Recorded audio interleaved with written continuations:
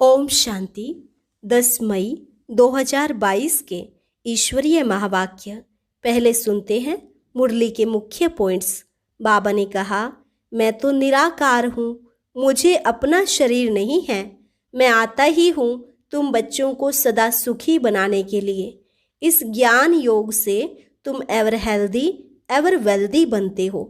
तुम मेरी श्रीमत पर चलो और रूहानी पढ़ाई पढ़ते रहो तो विश्व का मालिक बन जाएंगे। फिर बाबा ने वरदान देते हुए कहा, सदा अमर रहो, चिरंजीवी रहो। अब तुम्हें भी बाप समान रूहानी सर्जन बनना है। इन अविनाशी ज्ञान रत्नों से झोली भरकर इस रूहानी धंधे में लग जाओ। यही है सर्वोत्तम सेवा। सबको बाप का परिचय दो और यह बेहद की हिस्ट्री ज्योग्राफी भी सुनाओ। पहले सिर्फ अल्फ और बे समझाओ, जास्ती कुछ नहीं बोलो। फिर बाबा ने कुमारियों के लिए विशेष श्रीमत देते हुए कहा कि अगर बाप का बनकर भी जिस्मानी सर्विस में बहुत ध्यान दिया तो यह भी बेहद के बाप का डिसरिगार्ड है। तुम क्यों नहीं मनुष्य मात्र को हेवन का मालिक बनाते हो? कुमारियों को अब बुद्धि से काम लेना है। जैसे ब्रह्मा बाप ने जवाहरात का धंधा त्याग कर यह अविनाशी ज्ञान रत्नों का धंधा किया, ऐसे तुम भी इस ईश्वरीय गवर्नमेंट की सर्विस में लग जाओ। यह रूहानी सर्विस का चांस कल्प में एक ही बार मिलता है, तो विचार करना चाहिए कि हम मनुष्यों को देवता बनाएं या कांटों को कांटा ही बनाएं। और लास्ट में बाबा ने कहा, कई बच्चे कहते हैं बाबा माया बहुत अपोजिशन करती है, इस माया से कह दो यह हमको घूसा ना मारे। बाबा कहते, यह तो युद्ध का मैदान है। अगर तुम याद में नहीं रहेंगे तो माया घूसा जरूर मारेगी। और अब सुनते हैं महावाक्यों को विस्तार से। मुरली का सार। मीठे बच्चे, बाप आए हैं तुम्हें श्रेष्ठ मत देकर सदा के लिए सुखी शांत बनाने। उनकी मत पर चलो, रूहानी पढ़ाई पढ़ो और पढ़ाओ तो एवर हेल्दी वेल्दी बन जाएंगे। प्रश्न है, कौन सा चांस सारे कल्प में इस समय ही मिलता है जो मिस नहीं करना है? उत्तर, रूहानी सेवा करने का चांस, मनुष्य को देवता बनाने का चांस अभी ही मिलता है। यह चांस मिस नहीं करना है। रूहानी सर्विस में लग जाना है, सर्विसेबल बनना है। खास कुमारियों को ईश्वरीय गवर्नमेंट की सेवा करनी है। मम्मा को पूरा पूरा फॉलो करना है। अगर कुमारियां बाप का बनकर जिस्मानी सर्विस ही करती रहे, कांटों को फूल बनाने की सर्विस नहीं करें, तो यह भी जैसे बाप का डिसरिगार्ड है। गीत, जाग सजनिया जाग, नवयुग आया रे। ओम शांति। सजनियों को किसने समझाया? कहते हैं साजन आया सजनियों के लिए। कितनी सजनियां हैं? एक साजन को इतनी सजनियां, वंडर है ना। मनुष्य तो कहते कृष्ण को 16,108 सजनियां थी, परंतु नहीं। शिव बाबा कहते हैं मुझे तो करोड़ों सजनियां हैं। सब सजनियों को मैं अपने साथ स्वीट होम में ले जाऊंगा। सजनियां भी समझती हैं हमको फिर से बाबा ले जाने आए हैं। जीवात्मा सजनी ठहरी, दिल में है साजन आया है हमको श्रीमत दे श्रृंगार कराने के लिए। मत तो हरेक को देते हैं, पुरुष स्त्री को, बाप बच्चे को, साधु अपने शिष्य को, परंतु इनकी मत तो सबसे न्यारी है, इसलिए इनको श्रीमत कहा जाता है। और सब है मनुष्य मत। वह सब मत देते हैं अपने शरीर निर्वाह के लिए। साधु संत आदि सबको तात लगी हुई है शरीर निर्वाह की। सभी एक दो को धनवान बनने की मत देते रहते हैं। सबसे अच्छी मत साधुओं गुरुओं की मानी जाती है, परंतु वह भी अपने पेट के लिए कितना धन इकट्ठा करते हैं। मुझे तो अपना शरीर नहीं है, मैं अपने पेट के लिए कुछ नहीं करता हूँ। तुमको भी अपने पेट का ही काम है कि हम महाराजा महारानी बने।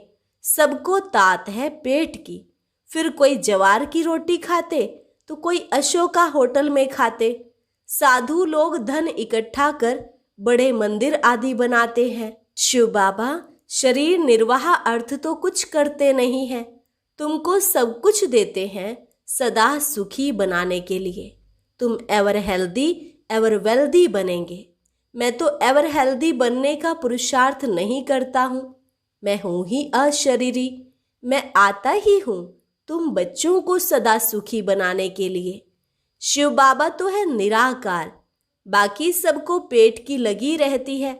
द्वापर में बड़े बड़े सन्यासी तत्वज्ञानी ब्रह्म ज्ञानी थे, याद में रहते थे तो घर बैठे उनको सब कुछ मिल जाता था। पेट तो सबको है, सबको भोजन चाहिए, परंतु योग में रहते हैं इसलिए उनको धक्का नहीं खाना पड़ता है। अब बाप तुम बच्चों को युक्ति बतलाते हैं कि तुम सदा सुखी कैसे रह सकते हो।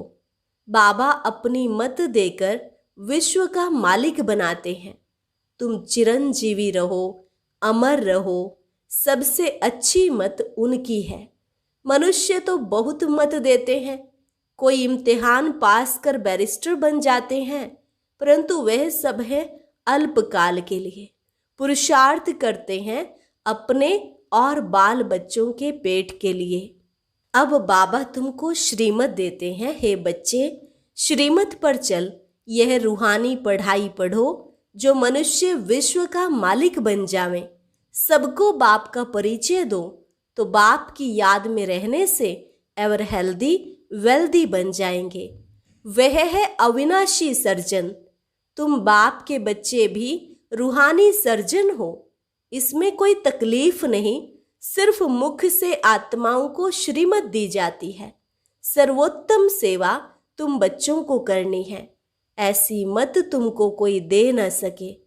अब हम बाप के बच्चे बने हैं तो बाप का धंधा करें या जिस्मानी धंधा करें। बाबा से हम अविनाशी ज्ञान रत्नों की झोली भरते हैं। शिव के आगे कहते हैं भर दे झोली। यह समझते हैं 10-20 हजार मिल जाएंगे। अगर मिल गए तो बस उन पर बलिहार जाएंगे, बहुत खातिरी करेंगे। वो सब है भक्ति मार्ग। अब सबको बाप का परिचय दो और बेहद की हिस्ट्री ज्योग्राफी सुनाओ। बहुत इजी है। हद की हिस्ट्री ज्योग्राफी में तो बहुत बातें हैं। यह बेहद की हिस्ट्री ज्योग्राफी है कि बेहद का बाप कहाँ रहते हैं, कैसे आते हैं, हम आत्माओं में कैसे 84 जन्मों का पार्ट भरा हुआ है। बस जास्ती कुछ नहीं समझाओ, सिर्फ अल्फ और बे। अहम आत्मा बाप को याद करके विश्व का मालिक बन जाएंगी। अभी पढ़ना और पढ़ाना है। अल्फ माना अल्लाह, बे माना बादशाही। अब सोचो यह धंधा करें या जिस्मानी धंधा कर 200-400 कमाएं। बाबा कहते हैं अगर कोई होशियार बच्ची हो तो मैं उनके मित्र संबंधियों को भी दे सकता हूँ, जिससे उनका भी शरीर निर्वाह चलता रहे, परंतु बच्ची अच्छी हो, सर्विसेबल हो, अंदर बाहर साफ हो, बोल की बड़ी मीठी हो। वास्तव में कुमारी की कमाई माँ बाप खा नहीं सकते। बाबा का बनकर फिर भी उस जिस्मानी सर्विस में ध्यान बहुत देना, यह तो डिसरिगार्ड हो गया। बाप कहते हैं मनुष्य मात्र को हेवन का मालिक बनाओ। बच्चे फिर जिस्मानी सर्विस में माथा मारे। स्कूल खोलना तो गवर्नमेंट का काम है। अब बच्चियों को बुद्धि से काम लेना है। कौन सी सर्विस करें, ईश्वरीय गवर्नमेंट की या उस गवर्नमेंट की? जैसे यह बाबा जवाहरात का धंधा करते थे, फिर बड़े बाबा ने कहा यह अविनाशी ज्ञान रत्नों का धंधा करना है, इससे तुम यह बनेंगे। चतुर्भुज का भी साक्षात्कार करा दिया। अब वह विश्व की बादशाही लेवे या यह करे? सबसे अच्छा धंधा यह है। भले कमाई अच्छी थी, परंतु बाबा ने इसमें प्रवेश होकर मत दी कि अल्फ और बे को याद करो। कितना सहज है, छोटे बच्चे भी पढ़ सकते हैं। शिव बाबा तो हर एक बच्चे को समझ सकते हैं, यह भी सीख सकते हैं। यह है बाहरयामी, शिव बाबा है अंतर्यामी। यह बाबा भी हर एक की शक्ल से, बोल से, एक्ट से सब कुछ समझ सकते हैं। बच्चियों को रूहानी सर्विस का चांस एक ही बार मिलता है। अब दिल में आना चाहिए, हम मनुष्य को देवता बनाए या कांटों को कांटा बनाए। सोचो क्या करना चाहिए। निराकार भगवानुवाच, देह सहित देह के सब संबंध तोड़ो, अपने को आत्मा समझ बाप को याद करते रहो। ब्रह्मा के तन से बाप ब्राह्मणों से ही बात करते हैं। वह ब्राह्मण लोग भी कहते हैं ब्राह्मण देवी देवताए नमः। वह कुख वंशावली, तुम हो मुख वंशावली। बाबा को जरूर ब्रह्मा बच्चा चाहिए। कुमार का बताओ, बाबा को कितने बच्चे हैं? कोई कहते 600 करोड़, कोई कहते एक ब्रह्मा। भल तुम त्रिमूर्ति कहते हो, परंतु ऑक्यूपेशन तो अलग अलग है ना। विष्णु की नाभि से ब्रह्मा निकला, ब्रह्मा की नाभि से विष्णु, तो एक हो गए। विष्णु 84 जन्म लेते हैं, वह ब्रह्मा, बात तो एक ही है। बाकी रहा शंकर, ऐसे तो नहीं शंकर सो शिव होता है, नहीं, त्रिमूर्ति कहलाया जाता है। परंतु राइटियस बच्चे 2 हुए। ये सब ज्ञान की बातें हैं। तो बच्चियों के लिए यह सर्विस करना अच्छा है या मैट्रिक आदि पढ़ना अच्छा है? वहां तो अल्पकाल का सुख मिलेगा, थोड़ी तनख्वाह मिलेगी। यहाँ तो तुम भविष्य 21 जन्मों के लिए माला माल हो सकते हो। तो क्या करना चाहिए? कन्या तो निर्बंधन है। अधर कन्या से कुंवारी कन्या तीखी जा सकती है, क्योंकि पवित्र है। मम्मा भी कुमारी थी ना, पैसे की तो बात ही नहीं। कितनी तीखी गई तो फॉलो करना चाहिए खास कन्याओं को। कांटों को फूल बनाए। ईश्वरीय पढ़ाई का चांस ले या उस पढ़ाई का। कन्याओं का सेमिनार करना चाहिए।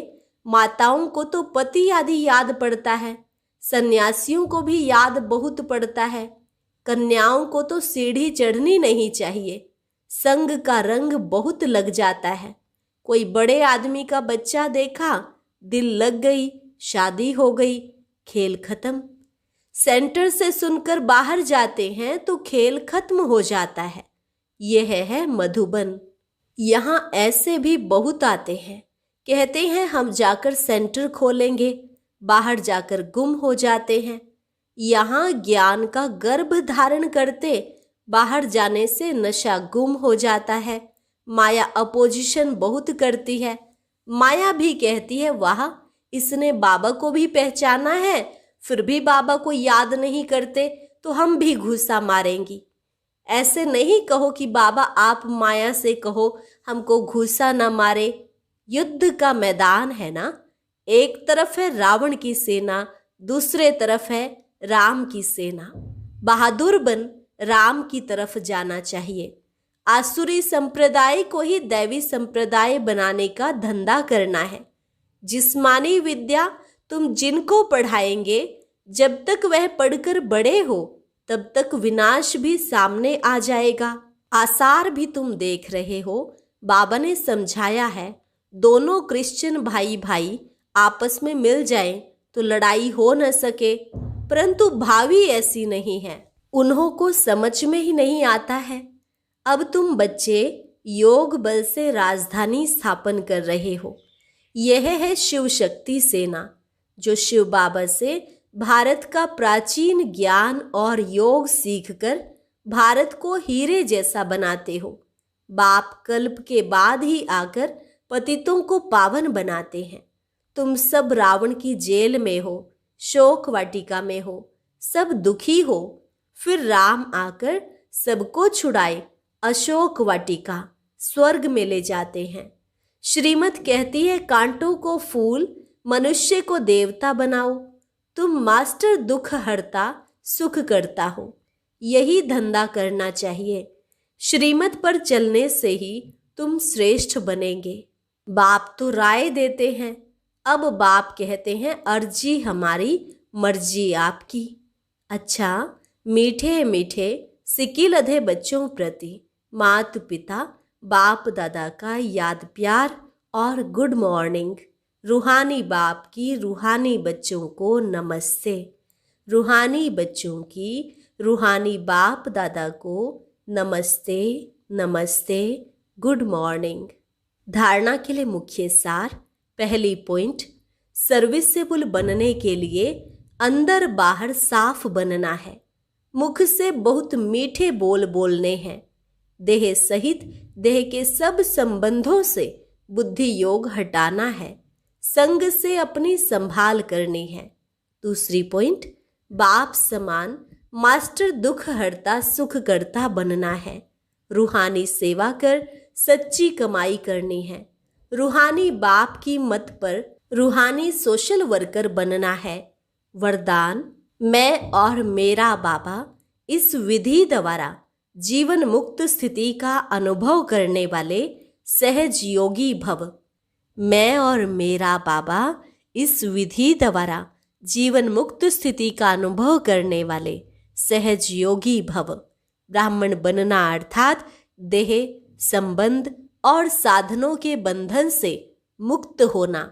देह के संबंधियों का देह के नाते से संबंध नहीं, लेकिन आत्मिक संबंध है। यदि कोई किसी के वश परवश हो जाते हैं तो बंधन है, लेकिन ब्राह्मण अर्थात जीवन मुक्त। जब तक कर्मेंद्रियों का आधार है तब तक कर्म तो करना ही है, लेकिन कर्म बंधन नहीं, कर्म संबंध है। ऐसा जो मुक्त है वो सदा सफलता मूर्त है। इसका सहज साधन है मैं और मेरा बाबा। यही याद सहज योगी सफलता मूर्त और बंधन मुक्त बना देती है। स्लोगन, मैं और मेरेपन की अलाए खाद को समाप्त करना ही रियल गोल्ड बनना है। मैं और मेरेपन की अलाए खाद को समाप्त करना ही रियल गोल्ड बनना है। अभी है मातेश्वरी जी के अनमोल महावाक्य। यह जो मनुष्य गीत गाते हैं, ओ गीता के भगवान अपना वचन निभाने आ जाओ। अब वो स्वयं गीता का भगवान अपना कल्प पहले वाला वचन पालन करने के लिए आए हैं और कहते हैं, हे बच्चे, जब भारत पर अति धर्म ग्लानि होती है तब मैं इसी समय अपना अंजाम पालन करने, वायदा निभाने के लिए अवश्य आता हूँ। अब मेरे आने का यह मतलब नहीं कि मैं कोई युगे युगे आता हूँ। सभी युगों में तो कोई धर्म ग्लानि नहीं होती। धर्म ग्लानि होती ही है कलयुग में। तो परमात्मा कलयुग के अंतिम समय में आते हैं और कलयुग फिर कल्प कल्प आता है। तो जरूर वह कल्प कल्प आता है। कल्प में फिर 4 युग हैं, उसको ही कल्प कहते हैं। आधा कल्प सतयुग त्रेता में सतोगुण सतो प्रधान है, वहां परमात्मा की आने की कोई जरूरत नहीं। और द्वापर युग से तो फिर दूसरे धर्मों की शुरुआत है। उस समय भी अति धर्म ग्लानि नहीं है। इससे सिद्ध है कि परमात्मा तीनों युगों में तो आता ही नहीं। बाकी रहा कलयुग, उसके अंत में अति धर्म ग्लानि होती है। उसी समय परमात्मा आए, अधर्म विनाश कर सत धर्म की स्थापना करते हैं। अगर द्वापर में आ गया होता तो फिर द्वापर के बाद सतयुग होना चाहिए, फिर कलयुग क्यों? ऐसे तो नहीं कहेंगे परमात्मा ने घोर कलयुग की स्थापना की। अब यह तो बात हो नहीं सकती। इसलिए परमात्मा कहते हैं, मैं एक हूं और एक ही बार आए अधर्म अथवा कलयुग का विनाश कर सतयुग की स्थापना करता हूं। तो मेरे आने का समय संगम युग है। अच्छा, और अब सुनते हैं आज का अव्यक्त ज्ञान मोती। ये एक बहुत संस्कारितापूर्ण वीडियो है, जरूर देखें, कोई भी मिस ना करे।